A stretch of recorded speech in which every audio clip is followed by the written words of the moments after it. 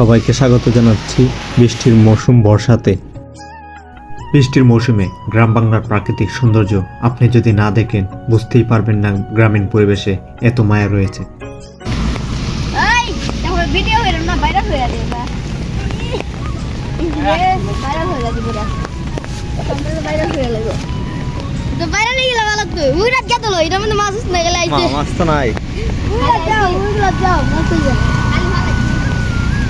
মাছ পাইছিস রে?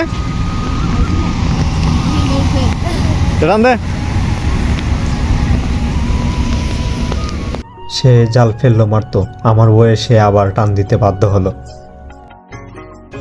হ্যাঁ মাছ পাইছুনি?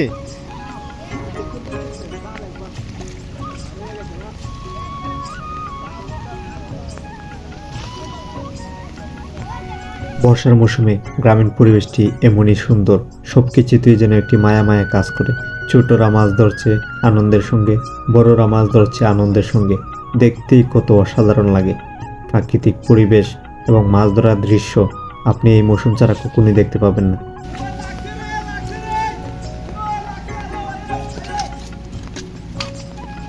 এদিকে আমাদের চাচা আনন্দের সঙ্গে মাছ ধরছে, হাসি খুশি রং তামাশায় যেন মাছ ধরার একটি অন্যতম খোরাক গ্রামীণ পরিবেশে, যা মনোরম পরিবেশ এবং হালকা বৃষ্টির মধ্যে আনন্দ দেওয়ার একটি বিনোদনের সবচেয়ে বড় জিনিস। এই মাছ ধরার দৃশ্য আপনি গ্রাম ছাড়া কোথাও দেখতে পাবেন না, তা একদম শিওর।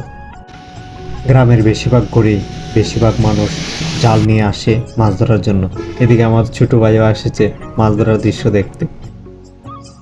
সবাই মাছ ধরছে আর আমরা দুই ভাই এসেছি এই মাছ ধরার দৃশ্য দেখতে।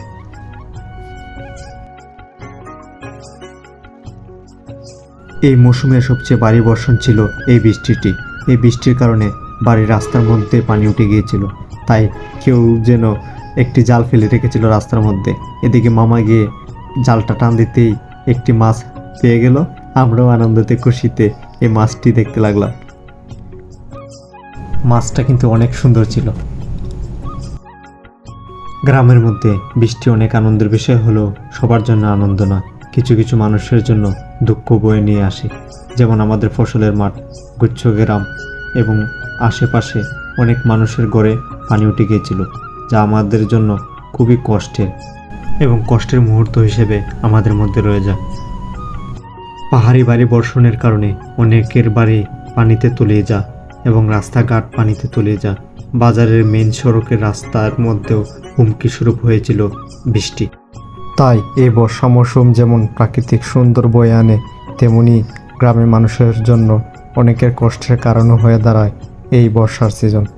তাই সৌন্দর্যের পাশাপাশি আমাদের গ্রামের মানুষের কষ্ট ভোগ করতে হয় অনেকের কাছে। আজকের মতো এটুকুই। সবাই ভালো থাকবেন, দেখা হবে অন্য কোনো ভিডিওতে। আসসালামু আলাইকুম।